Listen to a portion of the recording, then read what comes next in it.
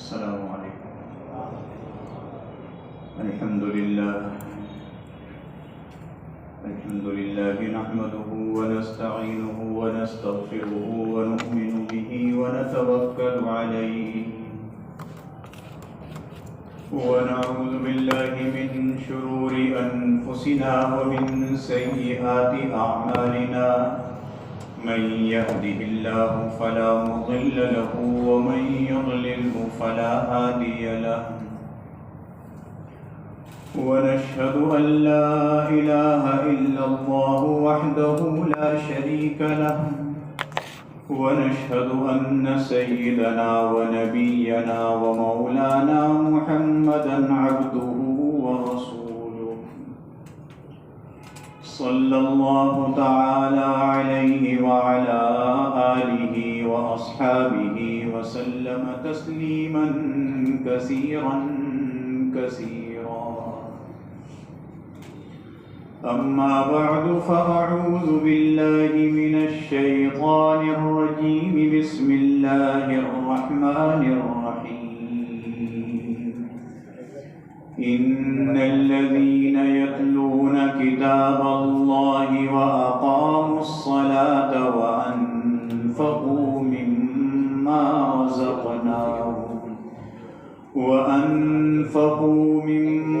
रज़क़नाहुम सिर्रन व अलानियतन यरजून तिजारतन लन तबूर लियुवफ़्फ़ियहुम उजूरहुम व यज़ीदहुम मिन फ़ज़लिहि इन्नहु गफ़ूरुन शकूर।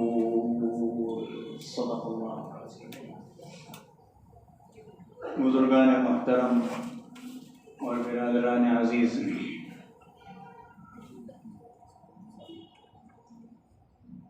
कुरान मजीद की इस आयत में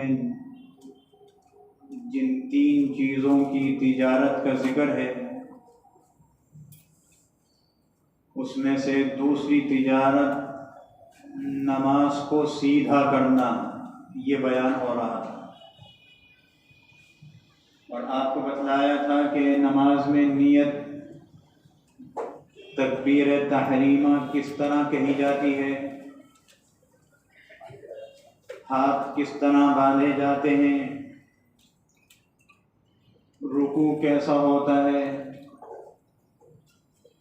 और सजदा कैसा होता है।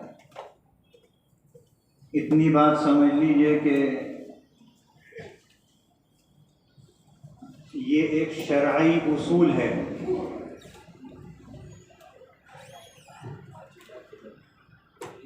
कि जो आज़ाए सजदा हैं, पाँव, घुटने, दोनों हाथ और चेहरा, उसूल ये है कि जब आदमी सजदे में जाता है, इन आज़ाए सजदा में से जो आज़ा ज़मीन से करीब हैं वो पहले रखे जाते हैं, उसके बाद वाले फिर उसके बाद। पाँव तो हैं ज़मीन पर, तो सजदे में जाने के लिए पहले घुटने रखे जाएंगे, फिर ये दोनों हाथ रखे जाएंगे, फिर चेहरा रखा जाएगा। पहली बात, ये मसला उसके लिए बयान हो रहा है जो सेहतमंद हो, उसे कोई तकलीफ ना हो, और जिसे कोई तकलीफ हो, कोई मजबूरी हो, तो उसको जैसे सहूलत हो वैसे करेगा। कभी आप किसी को देखें और कहें कि साहब ये तो खिलाफ सुन्नत सजदा अदा कर रहा है, तो आप ये गुमान कीजिएगा कि इसको कोई उज़्र। जब सजदे से उठते हैं तो फिर ये उसूल है कि जो आज़ाए सजदा ज़मीन से दूर हैं पहले वो उठेगा, फिर उसके बाद वाला, फिर उसके बाद वाला। चेहरा सबसे दूर है, पहले ये उठेगा, फिर ये दोनों हाथ हटेंगे, फिर घुटने हटेंगे। सजदा करते वक्त इस बात का खुसूसी ख्याल रखा कीजिए कि जनाब रसूलुल्लाह सल्लल्लाहु अलैहि वसल्लम की सुन्नत मुअक्कदा है कि सजदे की हालत में ये दोनों हाथ इस तरीके से रखे जाएंगे, जहां ये बैतुल्लाह की तरफ होंगे तो एक कैफियत ये होगी कि ये अंगूठे के पोरे नाक के सामने, ना आगे होंगे न पीछे होंगे। अक्सर नमाजी इसमें कोताही कर रहे हैं। अक्सर हाथ उमूमन पीछे होते हैं, चेहरा सजदे के लिए आगे होता है। तो हमें अपनी नमाज को जनाब रसूलुल्लाह सल्लल्लाहु अलैहि वसल्लम के तरीक़े के मुताबिक बनानी है। जब ये आशिक़ रसूल है, वरना नारे वाले से कुछ नहीं होता। इश्क तो यही है ना कि आपने जो फ़ैल किया वो भी हम करें, आपने करके बताया, ये तालीम दी। फिर सजदे की हालत में इसका भी ख्याल रखिए कि सजदे में ये हाथ ज़मीन से नहीं टिकेंगे ना, कलाइयाँ, मर्दों की बात हो रही है। हथेली के साथ ये कलाइयाँ भी ज़मीन से टिकी हुई हो, इसकी नहीं, इसकी इजाज़त नहीं है। और ये पहलू से लगे हुए हों सजदा करते हुए, इसकी भी इजाज़त नहीं है।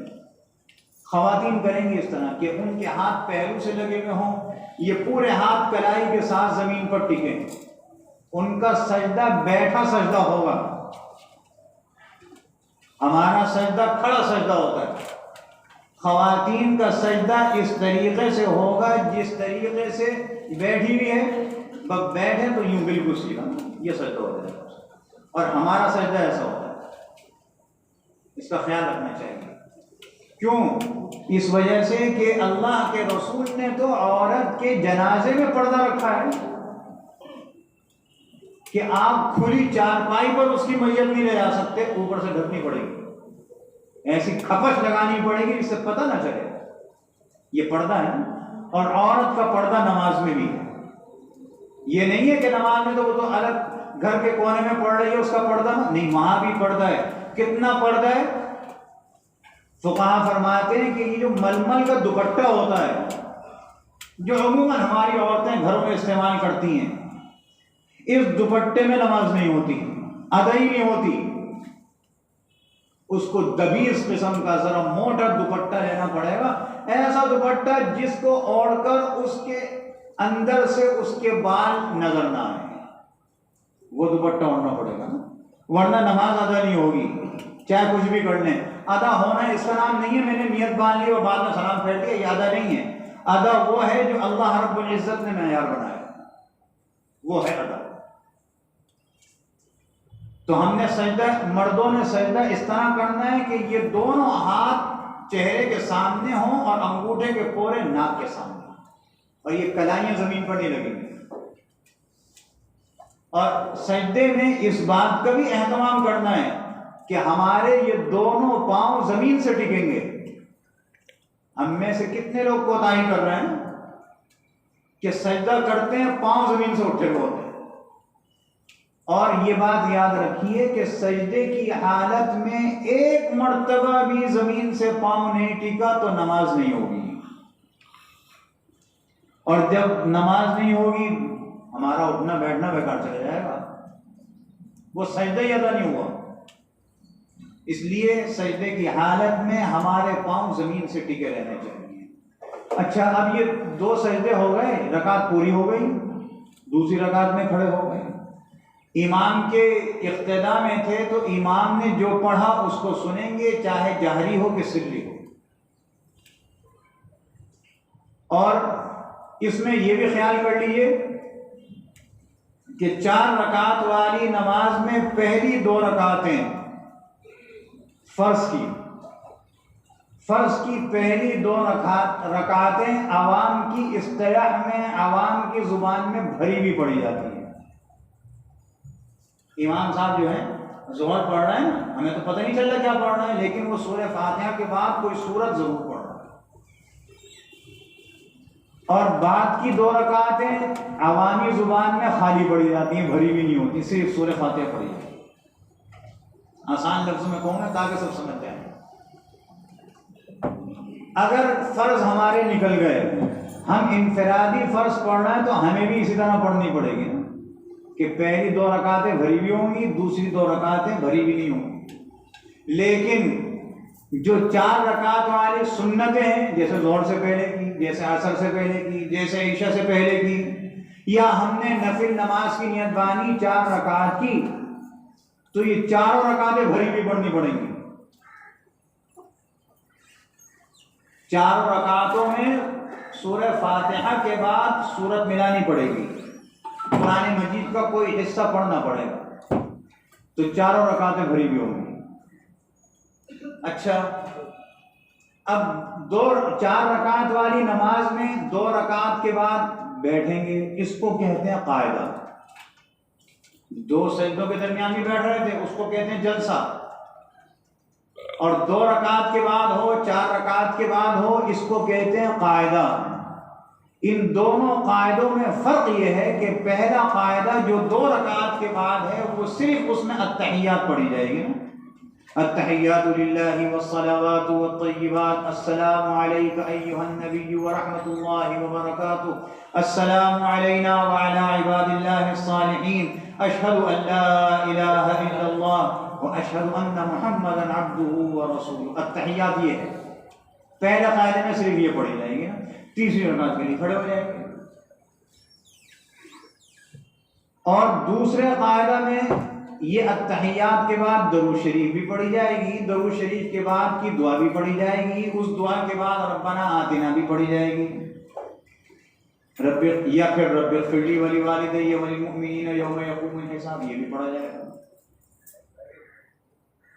आप इनफरादी नमाज पढ़ रहे हैं, नवाफिल या सुन्नतें, तो इन अत्तहियात की दुआओं में जो चाहे दुआएं शामिल कर लें, बशर्ते के अरबी में हो।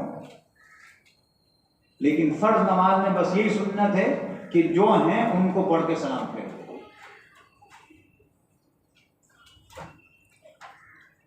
ये कायदे की बात आ गई। अब जब कायदे की बात आई तो इसमें उंगली भी उठाई जाती है ना तहियात में, इसका तरीका भी समझ लेना चाहिए। इसके 2 तरीके हैं। पहला तरीका तो यह है कि जैसे ही अत्तहियात में बैठे पहले इसे हल्का बना लें, उंगली नहीं उठाएं, हल्का बना लें। और हल्का किसे कहते हैं? ये सीधे हाथ की 2 उंगलियां बंद हो जाएंगी, दरमियान की उंगली और अंगूठे के पोरे को मिला लिया जाएगा, ये हल्का बन गया। और जब पहुंचे अशहदु पर तो उंगली उठा लें, इल्लल्लाह पे गिरा दें। एक तरीका तो ये। और दूसरा तरीका यह है कि जिस वक्त अशहदु पर पहुंचे उस वक्त हल्का बनाएं, अशहदु पे उंगली उठाएंगे, इल्लल्लाह पे गिरा देंगे। हम इसमें क्या कर रहे हैं? हमारी कोताहियां ये हैं कि या तो अशहदु को उठाते नहीं, या हाथ सीधा रखा हुआ है, यूं ही उठाएंगे यूं ही गिरा देंगे, ये नहीं है। और या फिर ऐसा भी हम कर रहे हैं, हल्का बनाते हैं, हल्का बनाकर उठाते हैं और जहां इल्लल्लाह आता है फिर सीधा कर लेते हैं। नहीं, ये हल्का सलाम फिरने तक रहेगा। पहला कायदा है 2 रकात के बाद 4 रकात वाली नमाज में, तो तीसरी रकात में खड़े होने तक हल्का रहेगा। ये सुन्नत है जनाब रसूलुल्लाह सल्लल्लाहु अलैहि वसल्लम। हम नमाज पढ़ें और नमाज में रसूलुल्लाह सल्लल्लाहु अलैहि वसल्लम के तरीके पर अमल न करें, कितनी कोताही की बात है। दुनिया के वाहिद नबी और रसूल हैं जिनके तरीकों पर अमल होता है दुनिया में। बाकी हजरत आदम अलैहि नबीना व अलैहिस्सलातु वस्सलाम से लेकर हजरत ईसा अलैहिस्सलातु वस्सलाम तक कोई नबी, कोई रसूल ऐसा नहीं है जिसके तरीके पर दुनिया में अमल मिलता हो। न उनके ज़माने में हुआ, न बाद में हुआ। ये हुजूर अक़दस सल्लल्लाहु अलैहि वसल्लम के तरीक़े को भी इबादत करार दिया गया कि इसको कर लें, इस पर भी अजर पा लें। तो हम तो तिजारत कर रहे हैं ना अल्लाह से, आयत तो यही है। और इस तिजारत में भी दूसरी चीज़ बयान हो रही है, नमाज को सीधा करना। तो हम जब अत्तहियात में बैठे हैं, उंगली उठाई गिरा दी, हल्का नहीं बनाया, तो हमारी नमाज कहाँ सीधी हुई? अल्लाह तो यही कह रहा है ना, मुझसे तो तिजारत जो इस इबादत की कर रहे हो, जिस पर मैं तुम्हें दूंगा, वयज़ीदुहुम मिन फज़ली, अपने फजल से मजीद भी दूंगा। तो ये कब है? जब हमारी नमाज सीधी होगी। हमारी नमाज हो टेढ़ी तो अल्लाह कैसे रहेगा भाई? अल्लाह के यहाँ तो आमाल जो बिल्कुल सच्चे सीधे और इखलास के हों उसकी कदर है। जो इखलास की नहीं है, मैं आया, मैंने कहा मुझे ऑफिस से छुट्टी मिली है नमाज पढ़ने की, क्या करूँगा? बाहर बैठूँ तेरा नमाज पढ़? तो मेरी तो नियत ये है कि छुट्टी मिली है इसलिए पढ़ रहा हूँ नमाज। तो एक तो नियत में फसाद आ गया। दूसरे ये कि मैं नमाज पढ़ रहा हूँ और मेरा जहन चारों तरफ चल रहा है, तो हमारी इस इबादत की कैसे कदर होगी भाई? अल्लाह कदरदान है, नाकदरी नहीं करता, लेकिन हम अपने आमाल, अपने अफ़आल की भी तो कदर जाने कि हमने कैसा करना है। इसलिए इसका भी ख्याल रखना चाहिए। इमाम ने सलाम फेरा तो सलाम फेरने में भी ये है ना, जब सलाम फेरे इमाम हो या मुक्तदी हो या इनफरादी वाला हो, सलाम में नियत ये होनी चाहिए कि मेरे दाईं तरफ जितने लोग हैं, नमाज में तो हैं, और इनफरादी पढ़ना तो और लोग नहीं है, फरिश्ते तो हैं, तो मेरी नियत ये हो दाईं तरफ जितने भी मखलूक है, इंसानों की, फरिश्तों की, ये सलामती उसकी तरफ। अस्सलामु अलैकुम कह रहे हैं ना, खिताब का सीगा है, हाजिर का सीगा है, ये लोगों की वजह से और फरिश्तों की वजह से। और जब बाईं तरफ सलाम फेरना तो इधर जितने लोग हैं या फरिश्ते हैं उनकी तरफ नियत होनी चाहिए। बस ये तो जहन में होना चाहिए कि इधर अल्लाह के लोग हैं, उनको सलाम दिया, नमाज खत्म हो गई। ये तो फर्जों की बात हुई। अब एक हदीस भी सुन लीजिए। हजरत अम्मा आयशा रज़ी अल्लाह तआला अन्हा फरमाती हैं कि फराइज के अलावा जो और मजीद नमाज पढ़ता है वो कौन सी नमाज है? नंबर 1, फजर से पहले की 2 सुन्नत मुअक्कदा। नंबर 2, जोहर से पहले की 4 सुन्नत मुअक्कदा, जो जुमे से पहले भी पढ़ते हैं। 4 और 2 6।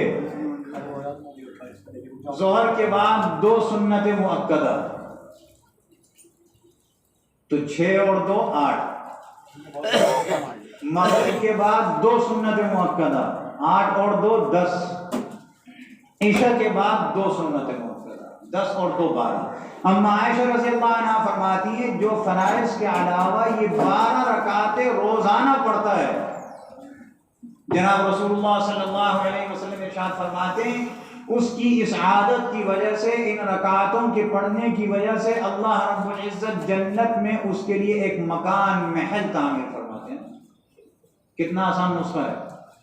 और ये ना समझिएगा कि मैं जिस कॉलोनी में, जिस इलाके में रहता हूँ वैसा मकान होगा, नहीं। जन्नत जिसके मुतालिक फरमा रहा है हुज़ूर अलैहिस्सलाम, ना किसी आँख ने उसको देखा, ना किसी कान ने वहां की बात सुनी, वो अल्लाह ने जिस शान की बनाई है उस शान के मुताबिक होगा, उस शान के मुताबिक।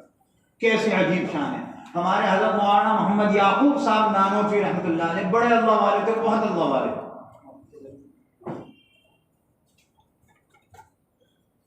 एक मर्तबा उन्होंने ख्वाब देखा, अल्लाह रब्बुल इज्जत ने ख्वाब में जन्नत में उनका मकान दिखाया। बड़ा अजीब किस्म का।